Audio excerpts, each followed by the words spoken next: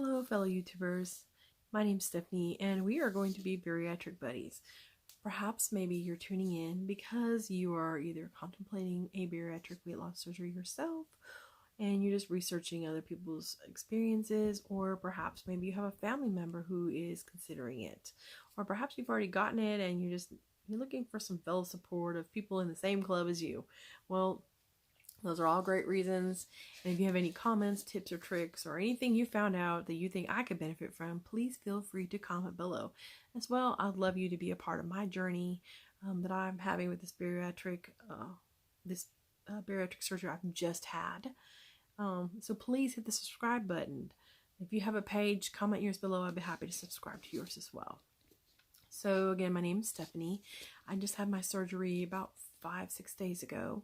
However, today's really special for me because I've lost 50 pounds and I'm pretty proud of that.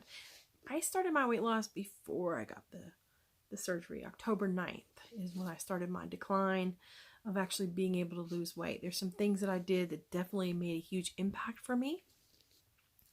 And I'm going to share some of those things. I really encourage you to, lose as much weight as possible before the surgery. By making certain lifestyle changes, it's going to happen. Also, please don't consider anything on here as medical advice. I really should say that I can only tell you what worked for me. That's it. I benefited from listening to other people's stuff, and I'm just trying to help you benefit from my journey and watch me where I'm going, and maybe I can watch you and learn something too. One of the first things that I will tell you that it's really hard when you're doing this and you feel like you're the only person and people feel like you're taking the easy way out, or they say things or look at you and say you don't need it and things like that. It's not a visual thing. I suffer from a really a very high heart rate.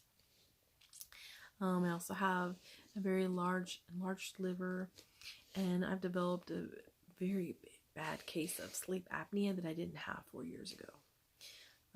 If I didn't make any changes, my life expectancy was going downhill pretty fast. My husband loves me just the way I am. He's the best ever, but unfortunately, he doesn't like change. He's a meat and potatoes kind of person, and I had to make changes.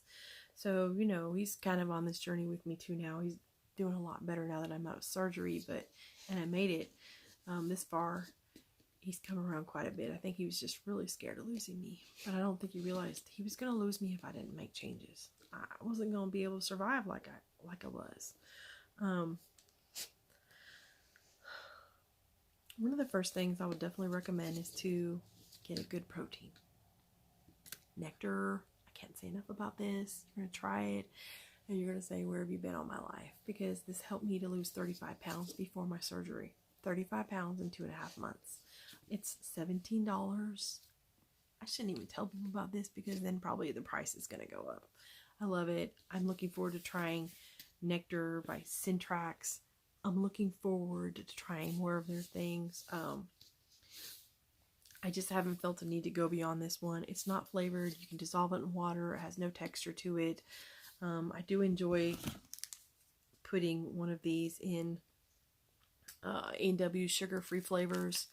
I'm sure you can start trying them out, start trying out different sugar-free water flavors that you want, and just start putting them in like a smart water bottle, or buy yourself a new water bottle, a nice one you like, and get used to drinking water, because you're going to have to drink a lot. In fact, after surgery, you're going to have to drink a lot of water.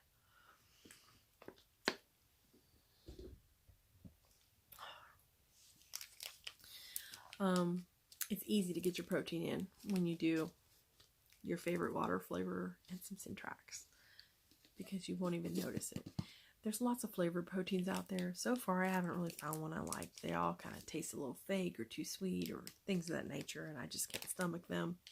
And they are a little too fluffy or whatever. This one dissolves right in water. It's perfect. Just try it. The other thing I would like to tell you is, it's hard to live in a household where there are other people cooking and preparing meals and they aren't on your diet regimen and they have a sweet tooth or like some of the same foods you like. So what I always recommend is to get some candles. things that you like this Yankee candle right here. You probably can't read it. Strength. It's cherry blossom. I would not suggest getting candles that smell like food. Being honest with you on that one. Get things, and the cherry blossom really doesn't smell like food. I love it. I'll light it. It's incredible. Right now I'm doing one. It's like Endless Evergreens or something by Glade. It's Christmas. It's Christmas Eve right now. So when people are cooking and things like that, go into your room or something like that, your little safe place, and light your candles that smell so good, and just kind of, get some Netflix on or something, listen to music or whatever. If you want to go for a walk or whatever, I just find it's easy for me to go in bed, just go listen to some Netflix and light a candle so I can get past that moment. These folks can go eat, and then I don't have to hear them or think about it or smell it. I've altered my environment immediately. And chew some gum if you have to. Drink some protein water if you need to. But sitting down or listen to people, those are triggers. You're just going to make yourself suffer. And it's hard not to sit at the dinner table. In fact, just stopping and not eating dinner with folks, dropped 35 pounds. Everything we do together is all about friendship and eating, from football parties to holidays. It's always about food and fellowship. And so, your relationship with food will change, and it's easier, and you'll be more confident once you change it before you go into it. Another thing, maybe you don't like candles. Maybe you're not a pyro or something of that nature. The other thing I'd recommend is going to be like scented oils. Orange, Satsuma, which is a southern orange of the southern U.S. It's great. Tangerine, grapefruit. Those are things I like. Just something. Although it's food related, it's really not. The smell of orange just doesn't make me hungry. But I would not. I don't know that I'd get something that tastes like cookies, vanilla. That might be I don't know. You might be okay with vanilla, but just get some candles that don't make you hungry. Get some perfume, a body spray from somewhere that you can spray that immediately changes the scent of things. You'd be shocked. Changing the smells helps you to curb your hunger. I promise you. It takes a minute for you to click into that. But a lotion, whatever, something, it helps. Keep yourself preoccupied. I got a second job. Just a job just to keep me distracted from food or things of that nature. I live in a house where folks are meat and potatoes and Southern style U.S. cooking, which everything's just about fried and everything you probably shouldn't eat if you're on a diet. And I'm from Pacific Northwest, and folks in the Northwest typically eat really healthy. So sometimes I'd eat things like sushi or things like that, and I get look like maybe I'm eating a turd, and it really kind of made it hard for me to eat things that I should be eating. So just I have a little section where I keep my food, and I try to avoid looking at things that are like cakes or cookies left out, and I can't make everybody change around me, and it sucks. It really does.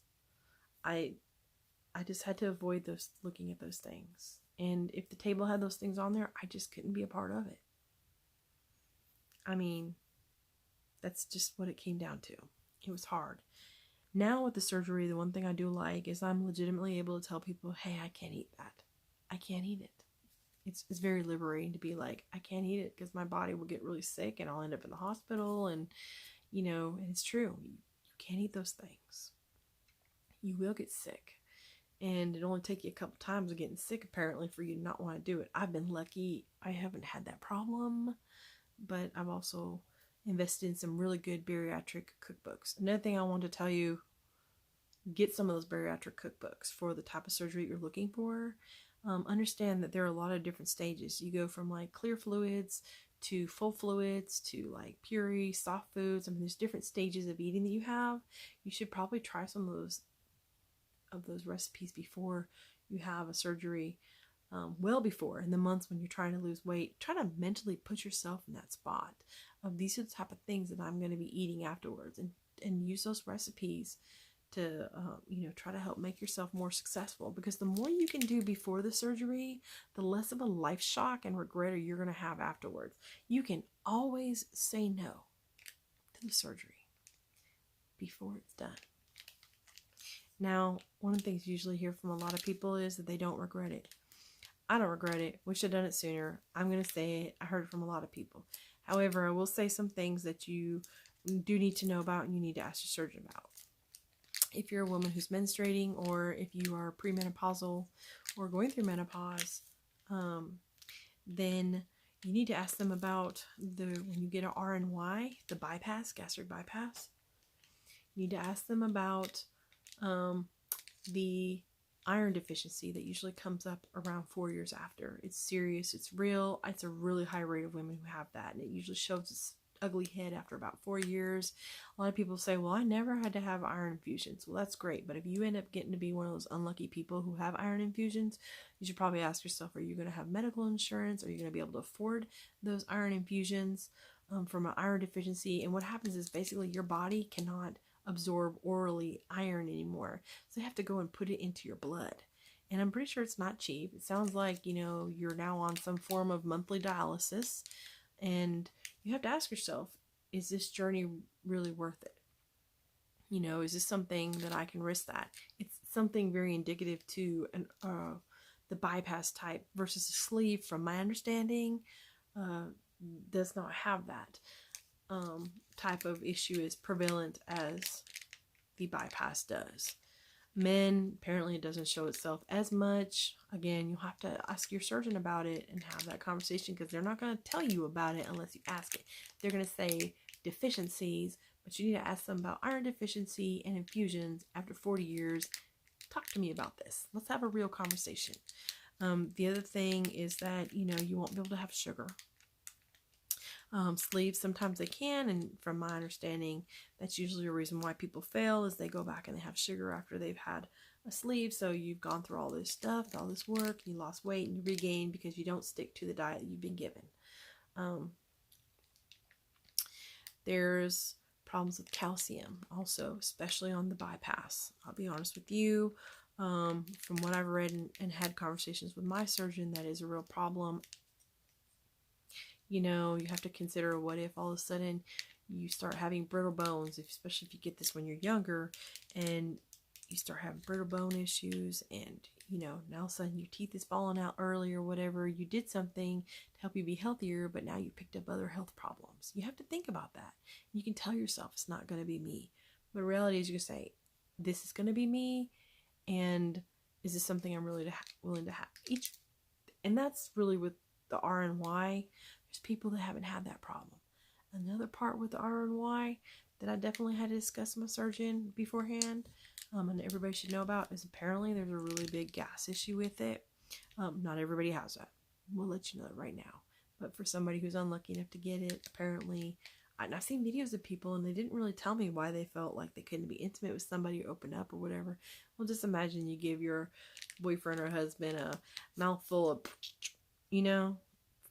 that could be a deal breaker for some people. They might feel like, I can't be intimate with somebody, or I have to eat differently or time myself in the way I eat so that I can avoid having this gas, as one person said, that will burn a maggot, or that would kill a maggot. Again, I've not had that problem. I'm just telling you things that I found out, and things that you need to discuss with your surgeon and your bariatric support people in deciding which type of surgery is going to be best for you. The sleeve has the least amount of type of side effects. It also has, the possibility that you will regain if you don't stick with what you are supposed to eat long term. The RNY, because of some of the malabsorptive opportunities, you're less likely to regain, but you've got to look at those risks and decide. Also, when I talked to my surgeon, he said people who are diabetic are great targets or great candidates for the RNY, just simply because it makes it so they don't have to take their shots anymore. And maybe if I was diabetic, that would be a reason to go do it. Of course, people with the gastric sleeve said the same thing. I don't know. You've got to decide it. Anyhow, if you have any tips to tell me from, like I said, candles, a great cheap source of protein that tastes like nothing, that you can cheat and add to your water and be good to go, is great. Candles that you like, dropping sugar should probably be the first thing you should do. Make a goal every day, every week, just to drop something. And sugar's probably going to take you about 2 weeks, 2-3 weeks to make it a habit. All right, well, again, my name is Stephanie, and we're going to be bariatric buddies. You tune in, I'll see you again. Bye.